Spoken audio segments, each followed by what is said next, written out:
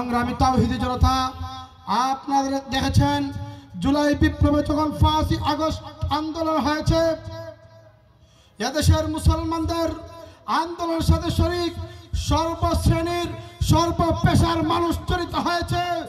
আমরা দেখেছি এদেশের লাখো কোটি মানুষের হৃদয়ের স্পন্দন জমিয়তে উলামা ইসলামের মহাসচিব মঞ্জুর ইসলাম আফিন্দিকে রাজপথে এদেশের মানুষের সার্বভৌমত্ব রক্ষা করার জন্য, এদেশের মানুষের ঈমান রক্ষা করার জন্য, এদেশের মানুষের স্বাধীনতা সার্বভৌমত্ব রক্ষা করার জন্য, ব্রিটিশদের কালো হাত থেকে ইহুদি খ্রিস্টানদের ষড়যন্ত্র থেকে রক্ষা করার জন্য রাজপথে নেমে মুসলমানদের সাথে ঐক্যমত করে তুলে এদেশের মানুষের ঈমানের হেফাজত করেছে।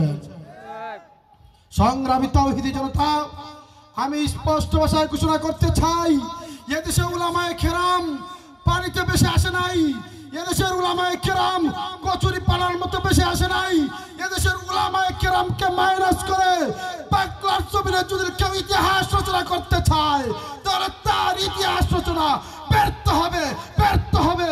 বাংলাদেশের উলামায়ে কেরাম এদেশের ইতিহাসের মধ্যমণি জুড়ে বলেন ঠিক না বেটি? সংগ্রামী তাওহীদি জনতা, আমরা দারুল দেওবন্দের চেতনায় উজ্জীবিত, আমরা আমাদের আকাবির আসলাফের চেতনায় উজ্জীবিত। সেই চেতনার বাতিকর নিয়ে আমরা বুকে লালন করে আমরা পথ চলি। অতএব কোনো পথভ্রষ্ট যদি আমাদেরকে আবার হাত ছাড়ি দেয়, আমরা তাদেরকে স্মরণ করিয়ে দিতে চাইব, দারুল দেওবন্দের উত্তরসূরিরা যতদিন পর্যন্ত এদেশে বেঁচে থাকবে, একজন আলিম হক্কানি বেঁচে থাকবে, এদেশের কোনো বাতিলের ষড়যন্ত্র এদেশে কার্যকর হবে না। সংগ্রামী তাওহীদি জনতা, জমিয়তে উলামা ইসলাম বাংলাদেশ এর অঙ্গ সংগঠন ইসলামী রাষ্ট্রের মধ্যে একটি, যার ইতিহাস এদেশের গৌরবময় ইতিহাস, প্রাচীনতম সংগঠন, শতবর্ষের উপরে যেই সংগঠনের এদেশের উপমহাদেশের মানুষের ঈমান আর আমলের পাহারা দিয়েছে। আমি আপনাদের সামনে সামান্য একটি কথা স্মরণ করে দিতে চাই। হে কোটালপুরের মুসলমান, আমাদের জন্য আগামী দিন ভয়াবহ অবস্থা তৈরি হতে যাচ্ছে।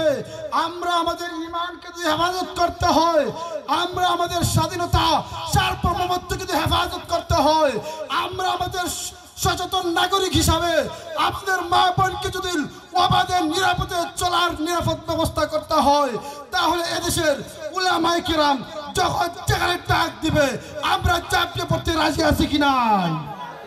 সংগ্রামী তাওহীদি জনতা, এই দেশের উলামায়ে কেরাম শুধু বক্তব্য দিয়ে ক্ষান্ত হয় না, এদেশের উলামায়ে কেরাম মসজিদে ইমামতি করে ক্ষান্ত হয় না, এদেশের উলামায়ে কেরাম মাদ্রাসায় পড়ানোর মাধ্যমে ক্ষান্ত হয় না।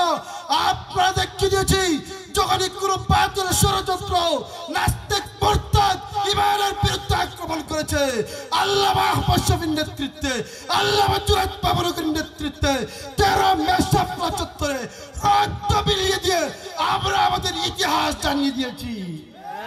সংগ্রামী তাওহীদি জনতা, আমি মনে করি আমরা মুসলমান জুলাই বিপ্লব শহীদদের স্মৃতিচারণে তাদের স্বাধীনতা সবাই যে স্লোগান দেয়, আমরা দ্বিতীয় স্বাধীনতা অর্জন করেছি।